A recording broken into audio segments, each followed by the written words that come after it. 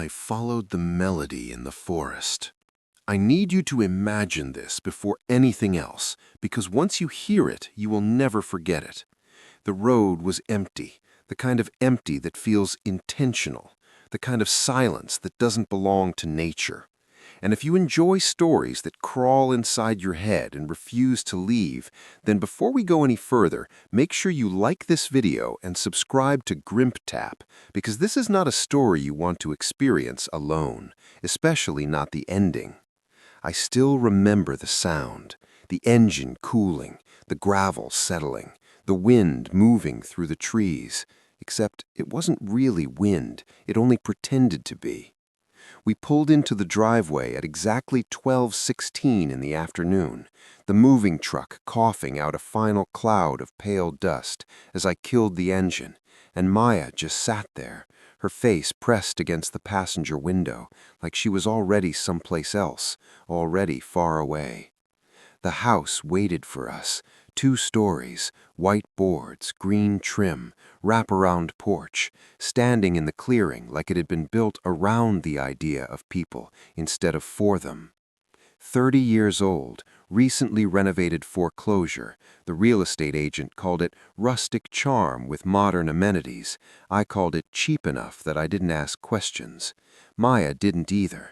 After Chicago, after the hospital, after the quiet room, after the doctor said the word miscarriage out loud and the world cracked open, neither of us wanted to be anywhere that remembered us.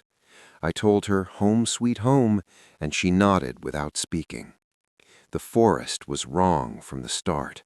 No birds, no insects, no distant traffic, just pine trees packed together too close, too tight, like they were holding something in the middle. I should have listened to that feeling. I didn't. I unloaded boxes while Maya went inside and disappeared upstairs. I found her in the bedroom, staring out the back window at the trees. She said, "It's fine, needs cleaning." And I knew she was lying because her voice sounded like it was underwater. I didn't touch her. I hadn't touched her properly in months. I went back to work. I walked the property later that afternoon, marked the boundary trees with red paint, found a forest pressing in closer than it should. I saw the shape that night between 2 pines, too tall, too thin, too still, watching the house. I blinked and it was gone. The dragging started after midnight. Scrape, pause, scrape, pause, something moving across the back porch boards. I took my phone flashlight outside and found nothing but the dark and the trees. The windows were streaked in the morning, oily hand-shaped trails sliding down the glass. I cleaned them before Maya could see. The grocery store clerk warned me, "Be careful out there." The road erased my tire tracks, the phone lost its signal, and then returned like nothing happened. Maya sleepwalked into the creek, speaking without sound, humming a song I didn't know. The trees grew their branches back overnight, pointing at our bedroom. The red marks vanished. The new pine appeared older than time. The melody lodged itself in my head. The psychiatric record spoke of patients disappearing, voices in the woods, figures between the trees. Maya hummed with them when the power died. The shapes came that night, dozens of them moving at the tree line, swaying to her song. The forest refused to let us leave. The road folded back on itself. The house waited again and again. The trees closed in. Maya stopped speaking then. She vanished.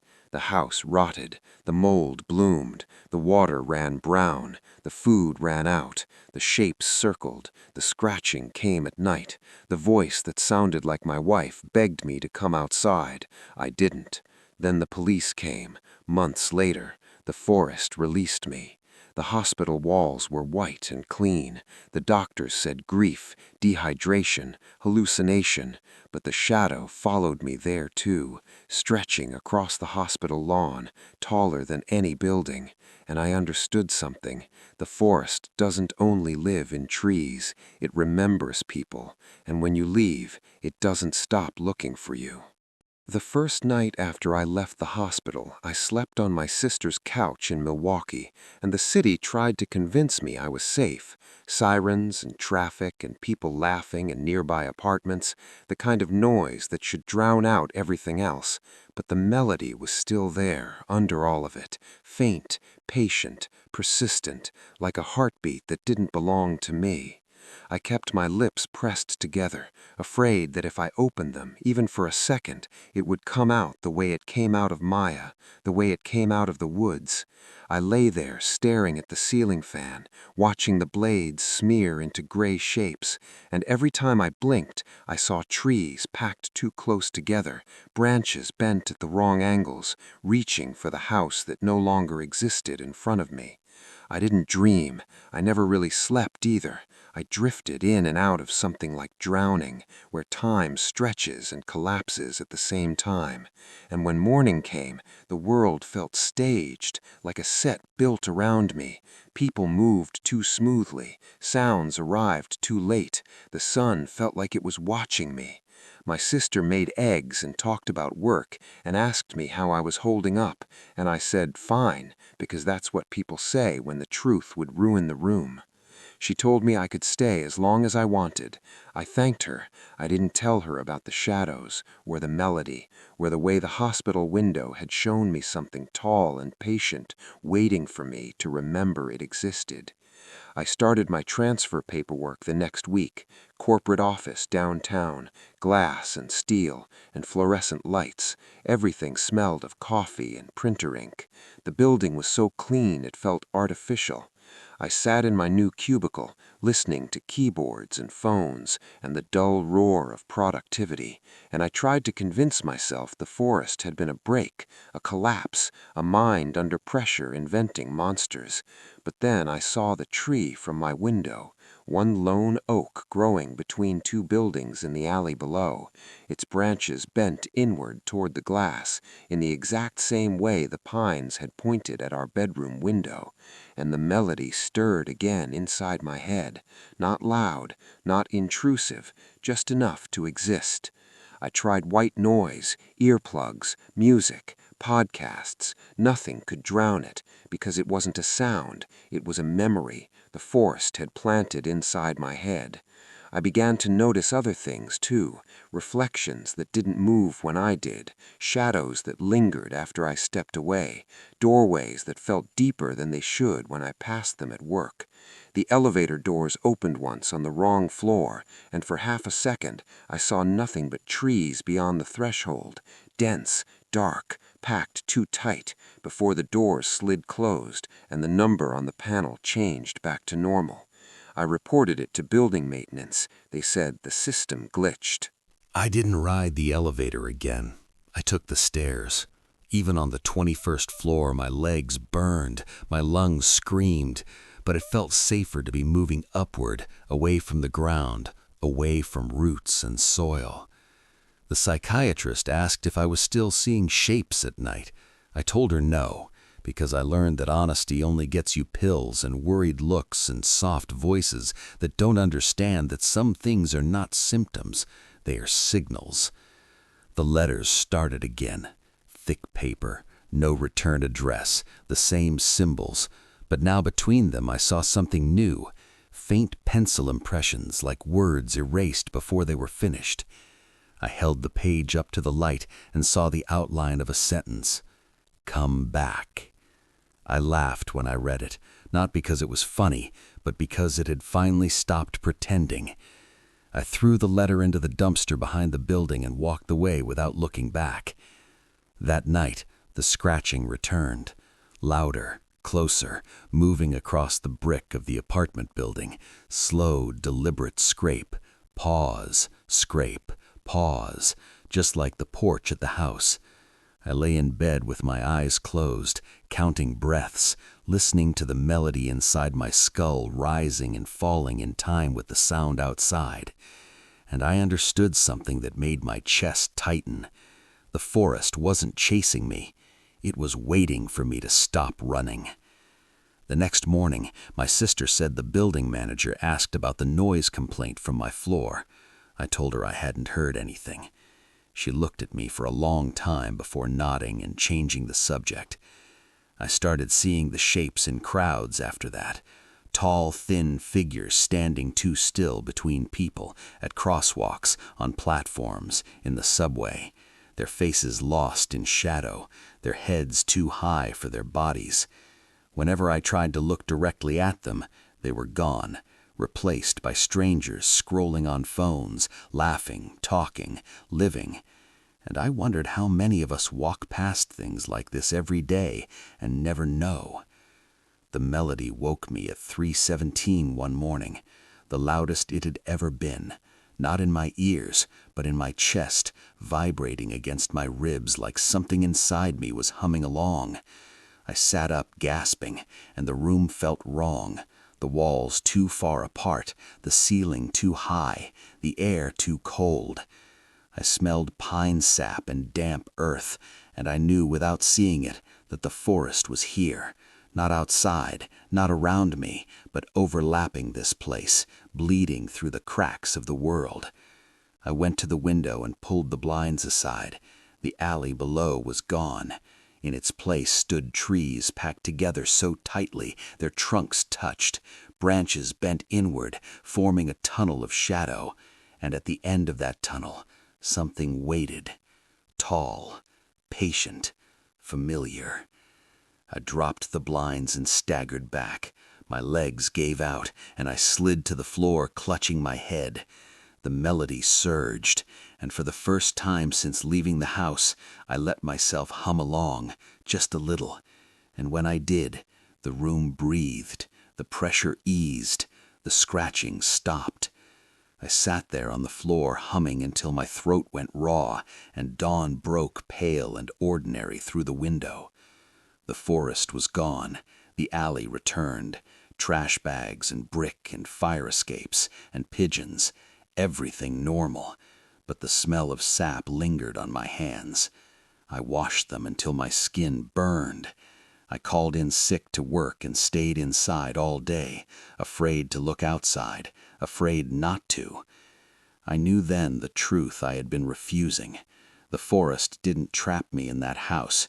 The house was just where it introduced itself, and now, no matter where I went, part of it was already inside me. I stopped pretending I could live like everyone else after that night, because once you've seen a place that isn't supposed to exist, you don't really belong in the world that pretends it's all there is. I quit my job. I didn't tell my sister why. I told her I needed space. I told her I was going to drive for a while, just clear my head. She hugged me too tightly and said, "Call me every day." And I said I would, and I meant it, even though I already knew phones don't work the way they're supposed to when the forest is involved. I packed my car with the few things that mattered: clothes, the old photo of Maya, my wallet, the hospital discharge papers. I don't know why I kept those. Maybe to remind myself someone else had seen me at my worst and confirmed I was still real. I didn't choose a direction. I just drove. The city fell away and fields replaced it, then trees, then more trees. And I didn't stop until the sun was setting and the gas tank was almost empty. I found a motel by the highway, a dead place with flickering lights and a woman at the desk who never looked up when she took my money. The room smelled like bleach and old smoke. I sat on the bed listening to the hum of the AC and the melody in my head, and I felt like something was aligning, like pieces sliding into place. I didn't sleep that night either. I watched the shadows crawl along the walls and thought about the psychiatric annex, about the patients who vanished in 1934, about the voices the staff heard in the woods, and I wondered how many of them had made it out, the way I did, and how many of them had carried the forest with them into the world. The next morning I drove again. No plan, no destination, just movement. I crossed state lines without noticing, the road unwinding under my tires, the world flattening, then rising, then flattening again. I stopped at gas stations, diners, rest areas. Everywhere I went I saw them, The tall, thin shapes in reflections, in the corner of my eye, in the spaces between people, waiting, watching, always patient and always familiar. The melody grew stronger the farther I went, not louder, but closer, like it was moving from my head into my bones. I reached a town by late afternoon that felt wrong the moment I entered it. A small place, no name on the sign, just a few buildings clustered around a bend in the road. The trees stood too close to the street, their branches nearly touching above the asphalt like a tunnel. I pulled over because my hands were shaking too badly to keep driving. The diner on the corner was empty except for a man at the counter who looked at me when I came in, his eyes dark and too calm. The waitress poured me coffee without asking what I wanted. It tasted like water and ash. I asked her the name of the town. She said, "We don't really use one around here." I laughed because it felt like the only thing I could do, and the man at the counter turned and looked at me fully then, and for the first time since the house, I saw something I recognized in someone else's eyes. He had seen the forest too. I knew it, the way you know when someone else is bleeding inside the same place you are. I paid and left without finishing the coffee. My car barely started when I turned the key. The road out of town wasn't there. The map on my phone showed it, but in front of me there was only trees. I got out of the car and walked to where the road should have been. The ground was soft and covered in needles. I pushed between the branches and the forest swallowed me. The air changed immediately, cold, damp, heavy. The melody surged in my chest, and I knew I had come back without meaning to. I walked until the light faded and the trees closed in tighter around me, their trunks pressing together like ribs. And then I saw it, the clearing, the same shape as the one behind the house, the same wrong geometry, the same sense of something waiting in the center. I stepped into it, and the world went quiet, not silent the way it had been before, but expectant. The tall shapes stood at the edge of the clearing, dozens of them, motionless, their outlines blurred like smoke. I felt something inside me loosen like a knot coming undone, and I understood this was where it had all been leading. Not the house, not the hospital, not the city, but here, the place where the forest remembers everything. I whispered Maya's name, and for a moment I thought I heard her answer. The moment her name left my mouth, the air changed, not like wind, not like weather, but like the space itself had leaned closer. The melody surged until my teeth vibrated, and the tall shapes shifted at the edge of the clearing, their outlines sharpening just enough for me to realize they were not shadows, and not figures, and not anything the human mind was built to understand. Their limbs bent where limbs shouldn't, their heads rose too high, their forms flickered between solid and hollow, like the idea of a forest. Something more than the thing itself. And in the center of the clearing, something opened. Not a door, not a hole, but a wrongness, a fold in the world that pulled my eyes toward it. The ground beneath my feet softened, the needles sinking like wet ash, and I realized I had been walking here since the day I left the hospital. Every road, every step, every thought bending toward this place. The forest doesn't hunt you, it rearranges you.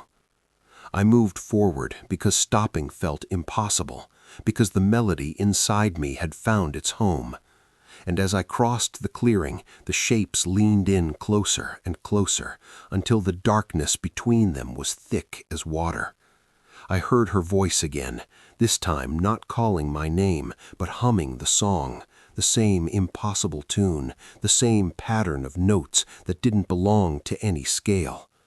I followed it into the fold, and the world slipped away.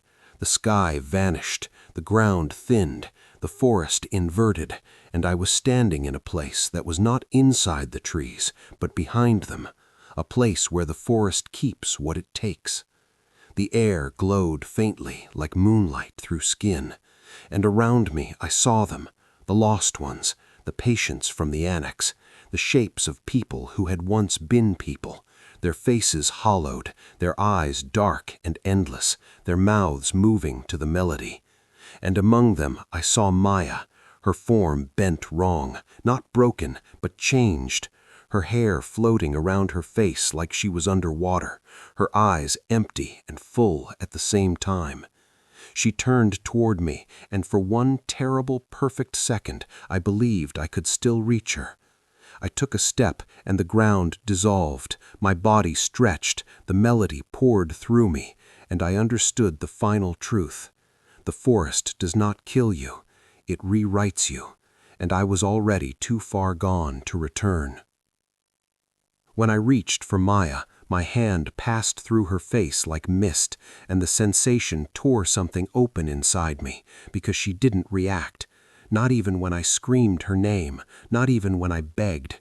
She only kept humming, and the others hummed with her, the lost ones, the taken ones, the rewritten ones, all of them bound to the forest by the melody that had carved itself into my bones. The tall shapes began to move now, gliding closer, until their forms loomed over the clearing, their presence bending the light, warping the air, making my skin prickle like static electricity. And in their movement I saw memories, not mine, but the forest's. The patients walking into the trees in 1934, their hands shaking, their minds broken by voices that weren't there until they were. The doctor watching them go, the staff refusing to enter the woods again, the trees growing closer each year, feeding on what they had been given. And when I looked back at Maya, her eyes met mine at last, and for the first time since the night in the creek, she recognized me. Something flickered across her face, love, grief, apology, and then it was gone, replaced by the calm, empty acceptance of the forest.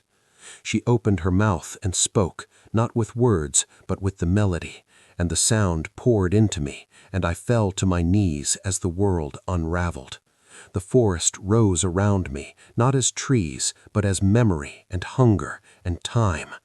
I saw the house again, the night we arrived, the shape between the pines, the dragging on the porch, the windows streaked with oil, the road folding back on itself, the day Maya vanished, the house rotting, the shadows circling the hospital, the shadow on the lawn, all of it part of the same design. The forest doesn't take you in one moment, it takes you slowly, piece by piece, until nothing else is left.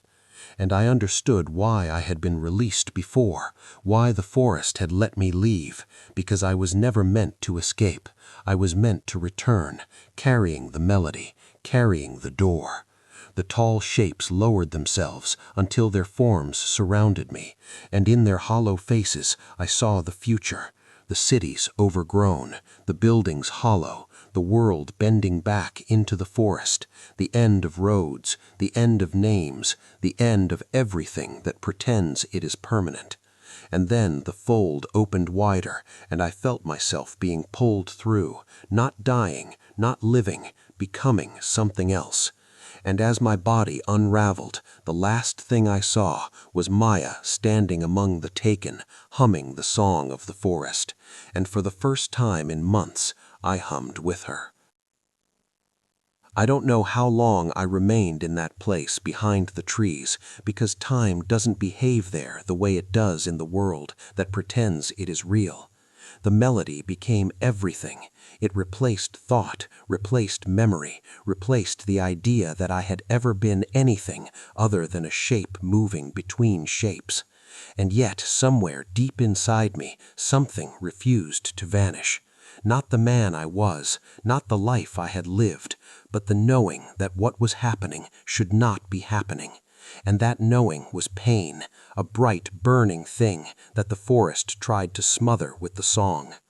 I drifted through memories that weren't mine, walking the halls of the annex, feeling the fear of the patients, the cold hands of doctors who didn't understand what they were unleashing. The first night the voices came from the trees, the first patient who followed them, the first who vanished, and the forest grew stronger from it, learned from it, wanted more of it. I watched centuries pass in seconds, villages swallowed by growth, cities abandoned, roads lost, maps rewritten. I saw the forest creep outward through time like an infection of reality. And I felt my own form thinning, becoming transparent, the melody hollowing me out, the tall shapes guiding me through layers of the place behind the world, until I reached something like a center. Not a heart, but a wound, a deep, ancient fracture in existence where the forest was born. And in that fracture I saw the truth. This world is not stable, it never was. It is a skin stretched over something vast and hungry, and the forest is where the skin has torn and the hunger seeps through. And when I finally understood that, I began to scream, and the melody surged to drown it out, but the scream changed something. The tall shapes recoiled, the air fractured, the memory of who I had been flared up like a dying star, and in that impossible clarity I made a choice. Not to return, not to escape, but to remember. And remembering is the only weapon the forest cannot erase. I held on to the image of Maya, before the hospital, before the woods, before the melody. I held on to the feel of her hand, the sound of her laugh, the shape of the world before it broke, and I forced that memory into the fracture, and the fracture answered. The place behind the world convulsed, the tall shapes shrieked without sound, the melody shattered into pieces, and I fell, falling through layers of shadow and light and silence, until I slammed back into myself, gasping on the cold forest floor, dawn breaking over the trees, the clearing gone, the shapes gone, the melody faint and distant, like an echo in a cave. I was back in the forest, but not inside it, not behind it, not claimed by it. And for the first time since the day we arrived at the house, I felt something like hope. The forest around me looked ordinary again, pine and oak and maple standing in quiet morning light, birds finally singing like the world had never ended. But I knew better. I pushed myself to my feet, every muscle trembling. My skin felt too tight, my thoughts too loud, and as I staggered through the trees, I realized something had changed. The forest was no longer trying to hold me, but it wasn't letting me go either. I could feel it watching me, not with hunger now, but with attention, like a mind considering a problem. I found a road before noon, an actual road, cracked asphalt with weeds pushing through the seams, and I fell to my knees on it, laughing and crying at the same time. A truck passed. The driver slowed when he saw me and stopped, asked if I was okay. I said yes, even though I wasn't. I said I'd been hiking and got lost, even though I hadn't. He drove me to the nearest town, called Rensford, I'd never heard of before. The hospital there was small. The doctors asked questions I didn't answer. The police asked more. I said I didn't remember where I'd been. I told them I just needed a bus ticket. I called my sister that night. She cried when she heard my voice, said I was dead. I told her I was coming home. I believed it when I said it. The bus ride took 14 hours, and I watched the trees the whole way, every stand of forest, every shadow, every reflection in the glass, expecting the tall shapes to return. They didn't. The melody was still there, but faint, like something buried deep under the skin. I reached Milwaukee before dawn. My sister met me at the station and hugged me until I thought my ribs would break. She said I looked different, thinner, older, like I'd been gone for years. I said it felt that way too. I tried to live after that, really tried, Therapy, medication, a job at a hardware store, nights watching television with my sister, pretending the world made sense. But the forest had changed me, the way it changes everything. And sometimes when I walked past a stand of trees, I could feel them listening, not hungry, not calling, just aware. And sometimes late at night, when the city was quiet and the wind slipped through the buildings at just the right angle, I could almost hear the melody again, not in my head, but far away, like something remembering me. Years passed, the way they do when you survive something that should have ended you, unevenly, without shape. I built a life that almost worked, a small apartment, a quiet job, people who knew my name and nothing else about me. I avoided forests, I avoided parks, I avoided the color green when I could, and the melody stayed buried so deep I sometimes believed I had finally escaped. But the forest is patient, and one night on the way home from work, I noticed a sapling growing in the crack of the sidewalk outside my building, its leaves the wrong shade, its branches bent at the wrong angle, pointed toward my window, and I knew the waiting was over. The next week more appeared along the street, between the buildings, in the parking lot behind the store, near the bus stop. The city didn't notice, it never does, but I did, and the melody began to stir again, not loud, not violent, just enough to remind me that the fracture in the world never truly closes. I started dreaming of Maya again, standing in the clearing, humming the song, not sad, not afraid, just part of something larger than either of us. And I woke with tears on my face and pine needles on my pillow. The forest had followed me, not as a place, but as a presence, a memory of itself, growing wherever I existed.